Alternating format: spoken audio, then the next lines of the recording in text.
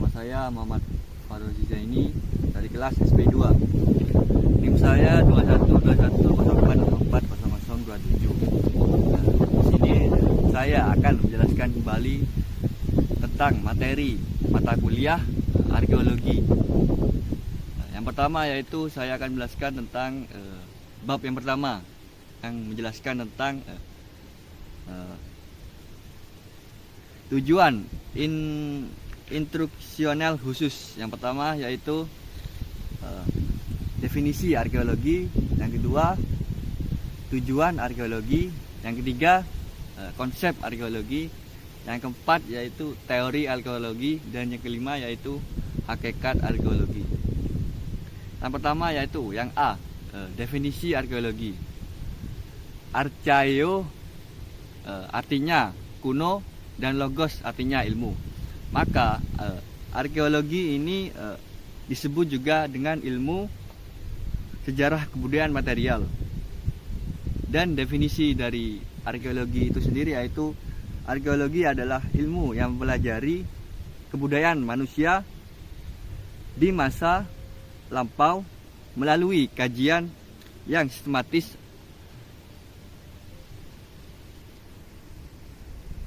atas data bendawi yang ditinggalkan. Yang B yaitu tujuan arkeologi. Tujuan atau objek penelitian arkeologi adalah segala sesuatu yang dibuat manusia, yang digunakan manusia, dan yang ditinggalkan oleh manusia dalam rangka pemenuhan kebutuhan hidupnya. Arkeologi ini dikenal dengan sebagai yang pertama yaitu artefak. Artefak yaitu benda buatan manusia yang dapat dipindahkan.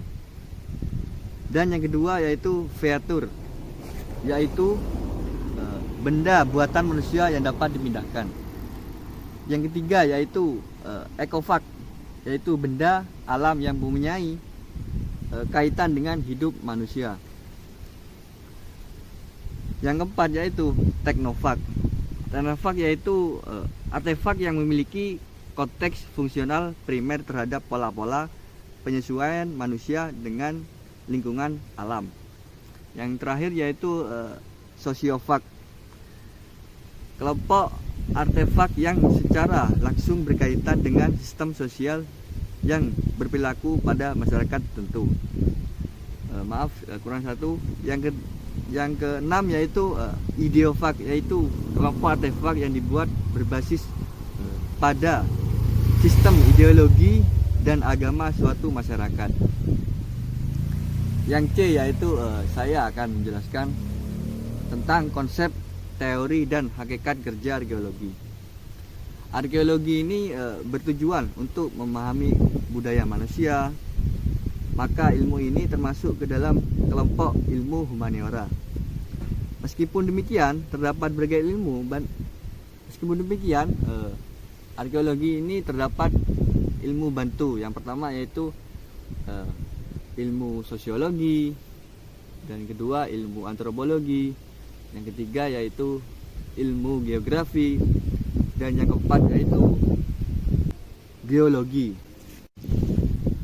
Selanjutnya saya akan melanjutkan materi yang bab kedua, yaitu tentang perkembangan arkeologi di Indonesia. Tujuan instruksional khusus. Yang pertama yaitu memahami perkembangan kelembagaan arkeologi Indonesia. Yang kedua yaitu memahami perkembangan keilmuan arkeologi di Indonesia. Yang pertama yang A yaitu perkembangan kelembagaan. Perkembangan budaya di Indonesia mencakup tentang ilmu arkeologi, kemudian diwarnai dengan dibentuknya lembaga-lembaga yang bergerak di bidang kebudayaan seperti Bataviace, Genotype, Van Quist and Westburn, yang kemudian di Jakarta mendirikan museum tertua, sekarang menjadi museum nasional. Lembaga pemerintah pada masa kolonial yang bergerak di bidang arkeologi adalah Oudheidkundige Dienst atau yang disebut OD, yang didirikan pada tahun 1913, yang banyak membuat survei dan pemugaran atas bangunan-bangunan purbakala, terutama candi. Yang B yaitu perkembangan keilmuan. Warna perkembangan ilmu arkeologi di Indonesia mulai terasa saat kelembagaan makin kokoh menopang keilmuan sejak tahun 1980-an.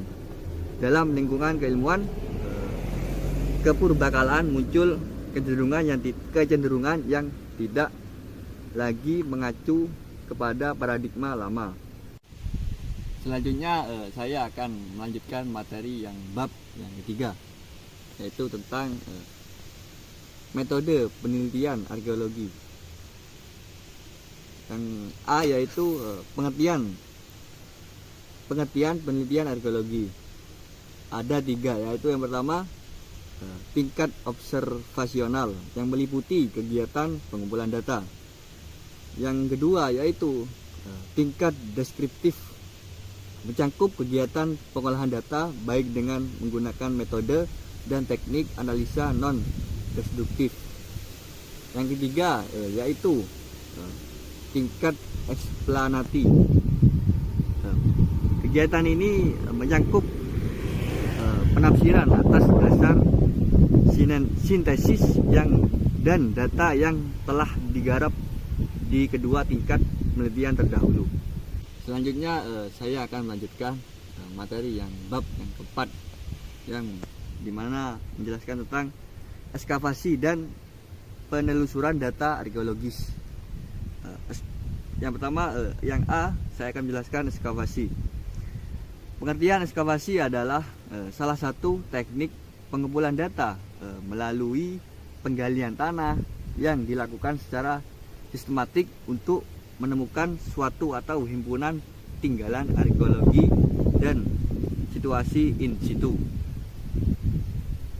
Sebelum itu ada kegiatan ekskavasi yang dilaksanakan beberapa terhadap